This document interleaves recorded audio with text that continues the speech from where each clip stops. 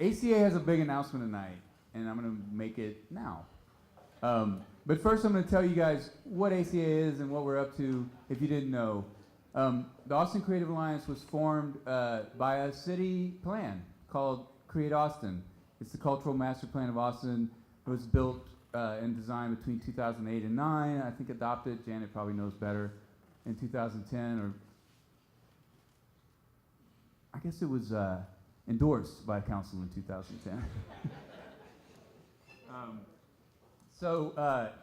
Within the cultural master plan, there are 34 major recommendations, and 17 involve a creative alliance. Lots of cities have them: cultural coordinating bodies, economic development corporations for creative sector, that kind of thing.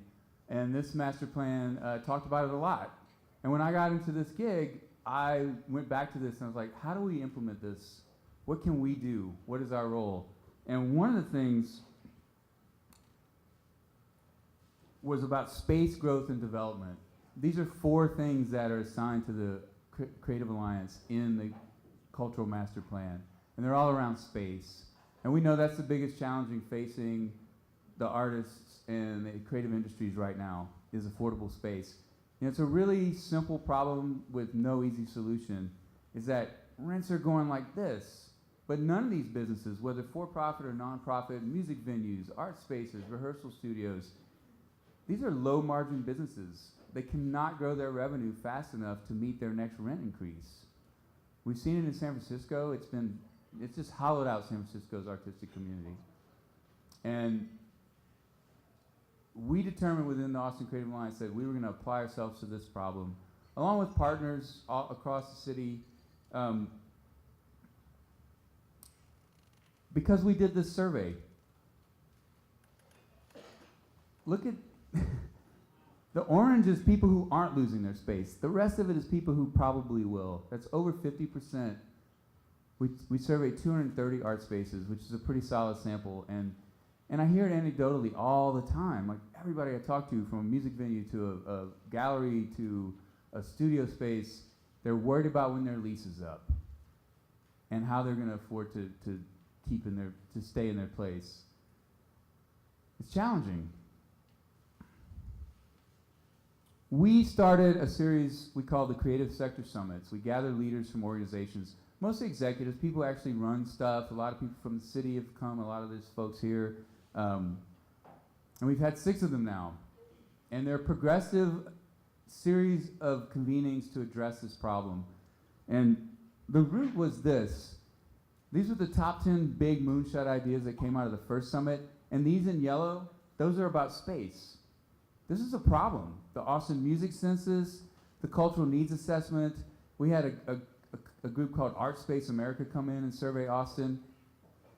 Space is about to reach a critical point where artists may not be able to afford to stay in Austin because there's no work for them and there's no place to do work. The other big pile of moonshots was about coming together and creating a body in the community to sort of address these problems. And we had this one that we really adopted and are trying to be. The key here is to stay at the table. These are complicated problems. Well, it's a simple problem, it's a complicated solution, right? We have to stay at the table on these issues for our community, the way other communities do, the way the neighborhood associations do, the way the real estate community does. The creative community has to stay at the table and stick with it, because it's frustrating. Who's dealt with the city? Any government, it's frustrating. You just have to keep at it. And so I'm pleased to announce that we're going to keep at it with the Creative Infrastructure Initiative. It's 3 things that we're going to be working on. We've already started on. The needs for these 3 buckets arose from the Creative Sector Summits. They're much more complicated than this, but I'm too drunk to tell you in detail what's going on. But, you know, suffice to say, like this first one, build partnerships. We're engaged with neighborhood associations. We're engaged with the Austin Technology Council. We're talking with developers. We even have a pilot project already started with a development group. and to convince them and to develop the policy tools to make it not only worthwhile, but make developers really want to include creative space in their new developments. Like, how do we make it something that they really want to do? They don't really want to do street level retail. I've learned that. You know, it's hard to fill, it's flaky, retail turns over, restaurants turn over. You know what doesn't turn over? Theaters. They stay in place. And communities and values sprouts around them. We need a civic consensus. We're working on that. We've added to our board recently architects, policy people, political strategists, people who know how to get this stuff done are now on the board of the Austin Creative Alliance. And then finally, develop plans worthy of greater community interest. You know, honestly, you don't go to Samsung and say, support my warehouse theater. You may go to Samsung and say, support my new theater district.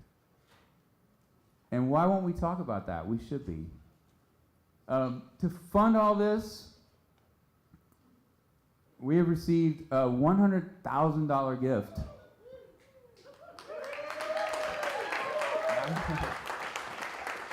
Dude, when the gentleman I'm about to introduce came to the first meeting, we had a wild and woolly conversation.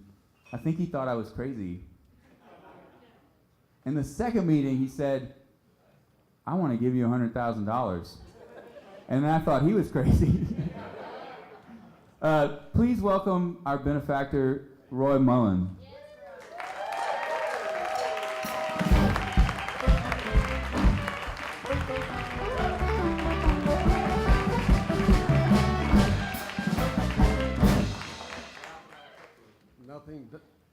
Nothing.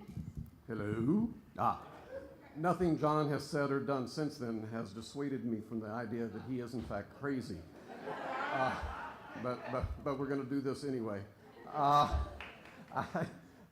didn't know I was going to be up here tonight until shortly before I was up here tonight. So, and I'm not even drunk, so y'all are really in trouble. But I had the great good fortune. I was in the salad days of my youth. I was a thespian. I did some acting on stage. I did a lot of community theater when in high school and college, and then life gets in the way, and you get busy in careers and wife and kids and all that stuff. And I woke up one day and realized it had been 40 years since I'd stood on stage and performed. And so I didn't know if I was delusional that I would never actually could perform, and I just had romanticized all that kind of thing. But I wanted to test the theory, and I wanted my kids to see me on stage at least once while I was still young enough to remember lines. And I did. Oh my gosh. So I foolishly went to City Theater, and I discovered that if you put your decimal point in the right place, they will let you pass the audition.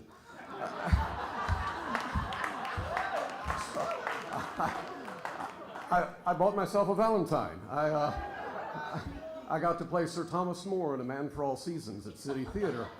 I got beheaded 15 times in February. My wife was a little disappointed in the lack of permanence.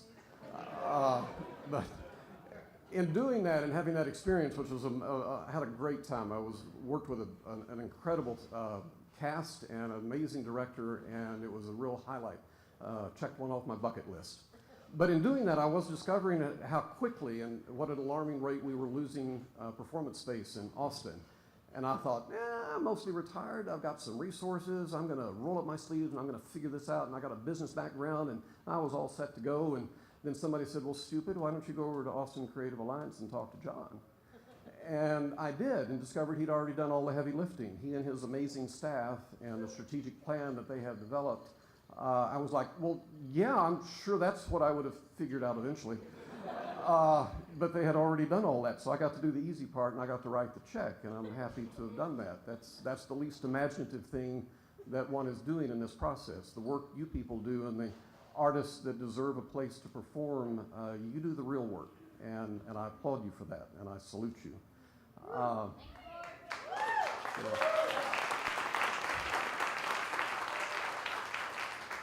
The only thing I would ask of you at this point would be two things. One, I sure hope you tip your bartenders, take good care of those people. I know they've done a lot of work just keeping John supplied this evening, so that's they deserve a healthy tip for that one. And then also, if you're not currently a member of ACA, I would encourage you to do that. And if you're already a member of ACA, I bet you know someone who's not. And the holiday season's coming up, I think it's a great gift idea. So shame your friends and neighbors into joining, and if they don't join on their own volition, then you can give them one and put it in their stocking or something. Thank you very much. I look forward to working with you as we recreate performance space in Austin. Yes.